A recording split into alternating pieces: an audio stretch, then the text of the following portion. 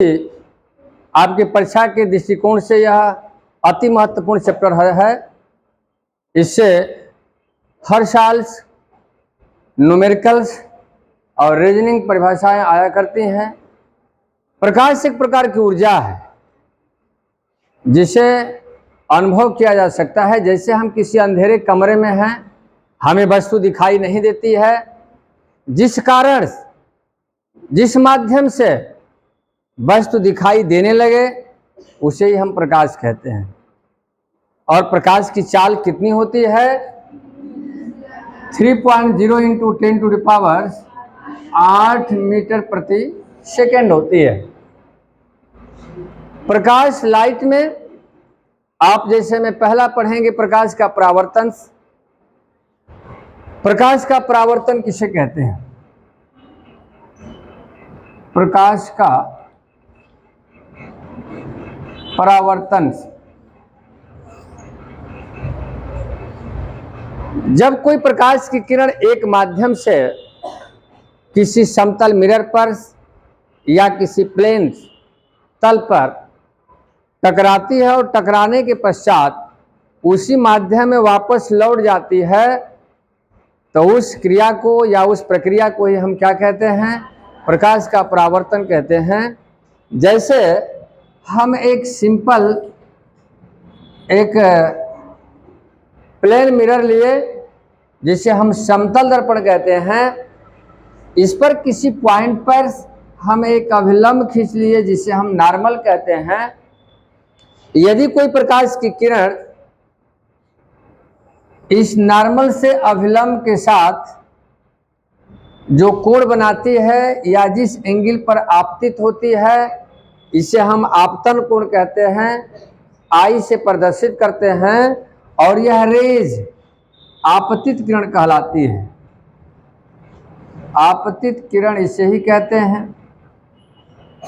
यह विलंब के साथ जितने अंश के कोण पर आपतित हो रही है, परावर्तन के पश्चात उतने ही एंगल पर परावर्तित होती है। इसे ही परावर्तित किरण कहते हैं, जिसे हम आर से प्रदर्शित करते हैं। यानी आपतन कोण बराबर परावर्तन कोण, जिसमें आप अपना फेस या चेहरा आसानी से देख सकते हैं, उसी हम प्लेन मिरर की बात कर रहे हैं, यानी समतल दर्पण की बात कर रहे हैं। जैसे में अक्सर इससे सवाल आपसे पूछा जाता है कि आप अपनी पूरी लंबाई का, या हमारी यदि लंबाई 5 फीट 9 इंची है या 6 फीट की है, तो हमारा पूरा प्रतिबिंब दिखने के लिए जो समतल दर्पण कितनी लंबाई का होना चाहिए? तो हमारी पूरी लंबाई का आधा का, यानी समतल दर्पण यदि 3 फीट का रहेगा तो आप 6 फीट की तस्वीर को या वस्तु को आसानी से क्या कर सकते हैं? देख सकते हैं। तो इसमें महत्वपूर्ण आपका है क्या? आपने समझा प्रकाश का परावर्तन। जब कोई प्रकाश की किरण एक माध्यम में किसी भी समतल तल पर टकराने के पश्चात यदि उसी माध्यम में वापस लौट जाती है, तो उसे हम क्या कहते हैं? प्रकाश का परावर्तन कहते हैं। प्रकाश के परावर्तन के नियम क्या हैं? जैसे परावर्तन का नियम यहां देखेंगे आप, परावर्तन का नियम, प्रकाश के परावर्तन का नियम क्या है? तो प्रकाश के परावर्तन के नियम 2 हैं। पहला क्या है? आपतन कोण और परावर्तन कोण दोनों आपस में बराबर होते हैं। यानी आपतित किरण अभिलंब के साथ, ये हमारा अभिलंब है, इसको अभिलंब कहते हैं, इसे हम परावर्तित किरण कहते हैं।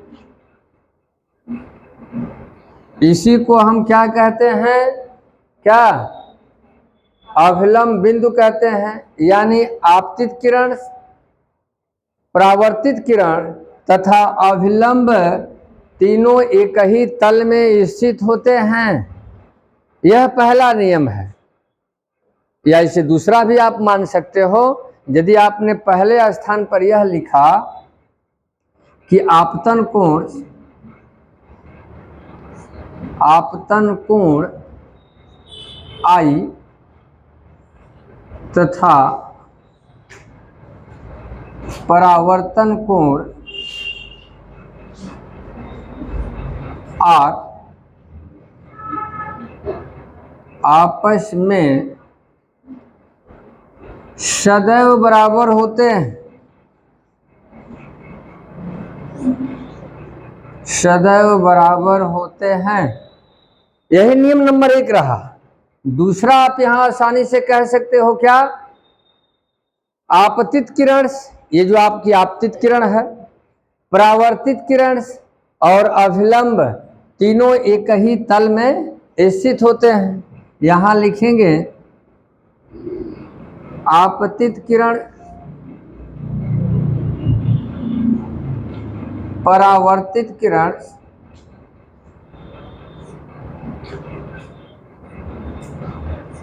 तथा अभिलंब तीनों एक ही तल में स्थित होते हैं, तल में स्थित होते हैं। इसे ही हम क्या कहते हैं, परावर्तन का नियम कहते हैं। तो आपने समझा प्रकाश किसे कहते हैं, व्हाट इज लाइट, इसकी डिफिनेशन मैंने बताया। प्रकाश का परावर्तन क्या है और परावर्तन के नियम क्या है, क्लियर हो गया। आगे इसके बाद चलते हैं, आगे आपके चैप्टर में आता है गोलीय दर्पण।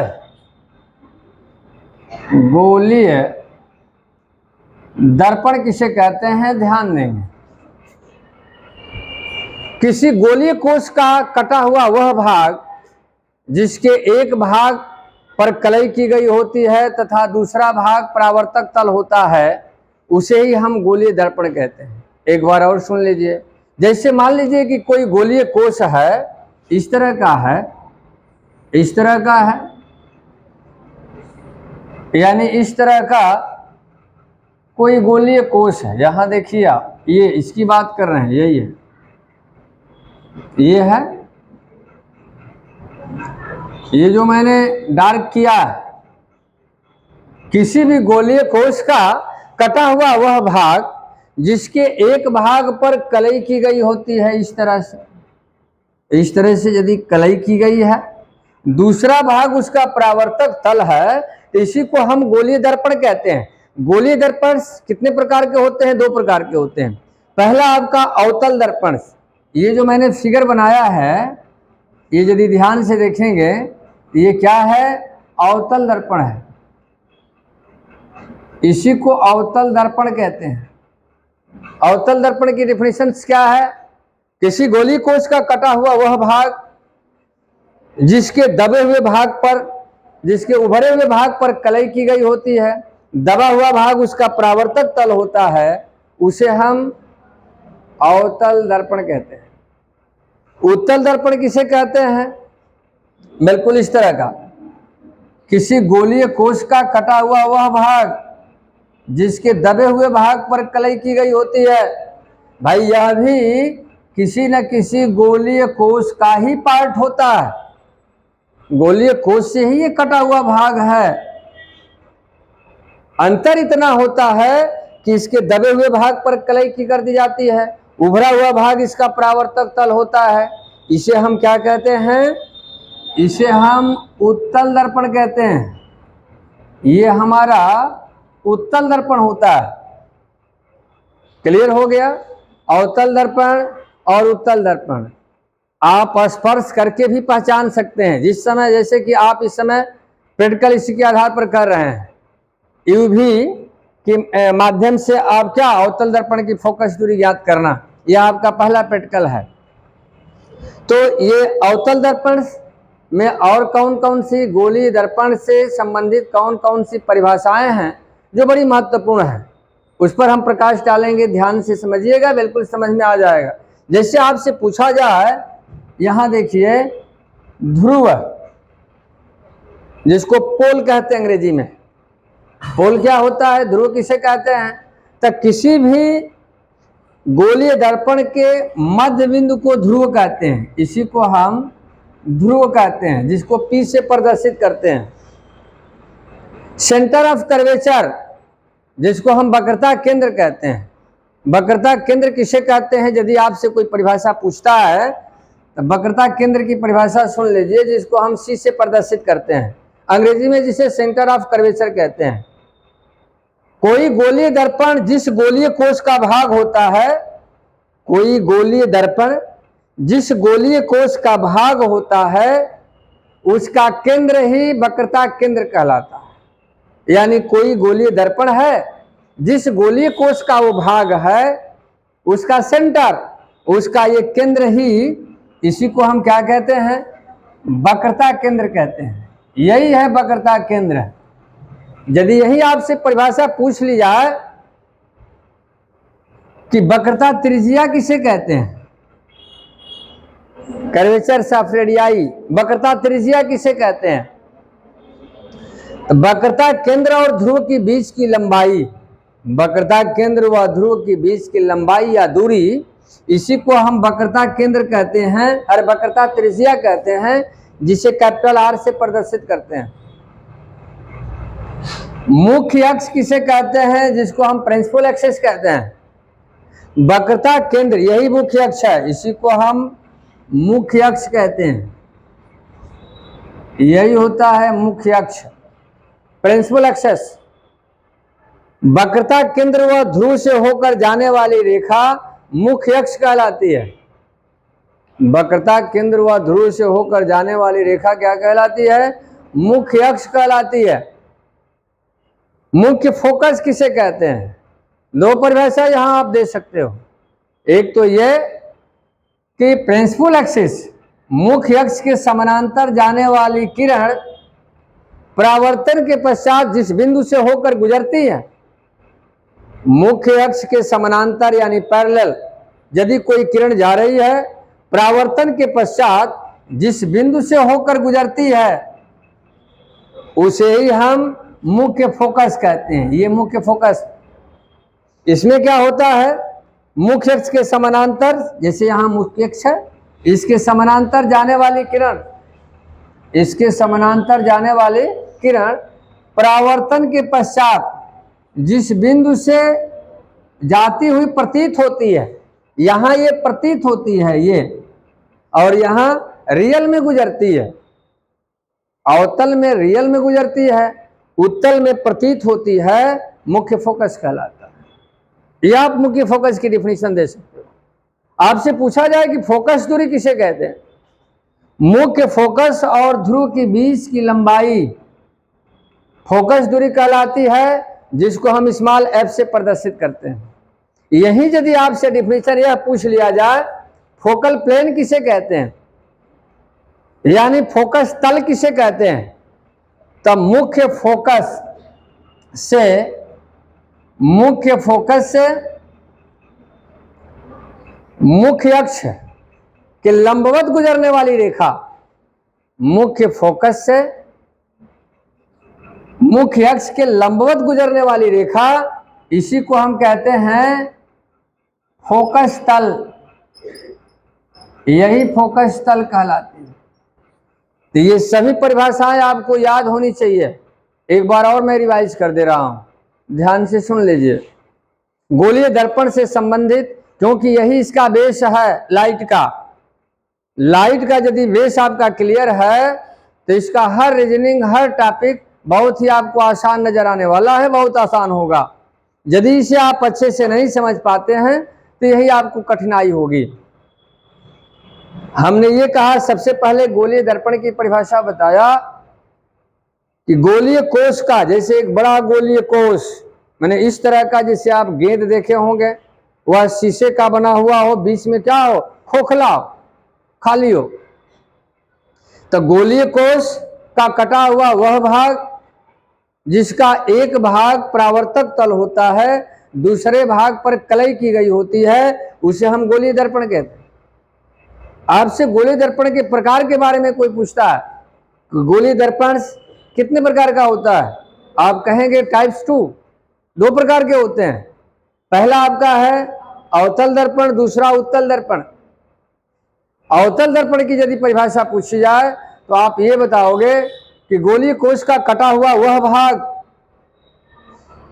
जिसके दबे हुए भाग पर, जिसका दबा हुआ भाग परावर्तक तल होता है, उभरे हुए भाग पर कलई की गई होती है, उसे हम अवतल दर्पण कहते हैं।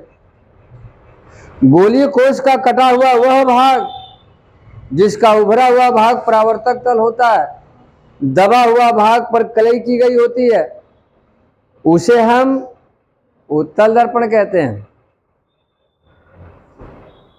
अब यदि गोलीय दर्पण से संबंधित डिफिनेशनें आपसे कोई ध्रुव पूछ लेता हो, वक्रता केंद्र की परिभाषा पूछता है, वक्रता त्रिज्या की परिभाषा पूछता है, मुख्य फोकस की परिभाषा पूछता है, फोकस दूरी की परिभाषा पूछता है, फोकस तल की परिभाषा पूछता है, मुख्य अक्ष की परिभाषा पूछता है, कैसे उसको डिफाइन करेंगे? सबसे पहले पोल ध्रुव। मैंने यही कहा कि मुख्य किसी गोलीय दर्पण का मिड पॉइंट, कोई यदि गोलीय दर्पण है उसका मध्य बिंदु ध्रुव कहलाता है। इसको P से प्रदर्शित करते हैं। वक्रता केंद्र, गोलीय दर्पण जिस गोलीय कोश का भाग होता है उसका केंद्र ही गोलीय वक्रता केंद्र कहलाता है। इसे हम C से प्रदर्शित करते हैं। वक्रता केंद्र व ध्रुव की बीच की लंबाई या बीच की दूरी वक्रता त्रिज्या कहलाती है, जिसको हम कैपिटल R से प्रदर्शित करते हैं। वक्रता केंद्र व ध्रुव से होकर जाने वाली रेखा मुख्य अक्ष कहलाती है। मुख्य अक्ष के समानांतर जाने वाली रेखा जिस बिंदु से होकर गुजरती है या जिस बिंदु से होकर गुजरती हुई प्रतीत होती है, मुख्य फोकस कहलाता है। अवतल दर्पण में गुजरती है और इसमें प्रतीत होती है, उसे हम कैपिटल F से प्रदर्शित करते हैं। मुख्य फोकस और ध्रुव के बीच की लंबाई या दूरी को हम फोकस दूरी कहते हैं, जिसे हम स्मॉल f से प्रदर्शित करते हैं। मुख्य फोकस से मुख्य अक्ष के लंबवत गुजरने वाली रेखा फोकल प्लेन कहलाती है, जिसको हम फोकस तल कहते हैं। क्लियर हो गया? तो यही इसकी परिभाषाएं रहें, ऐसे आप इसे हल कर लीजिए।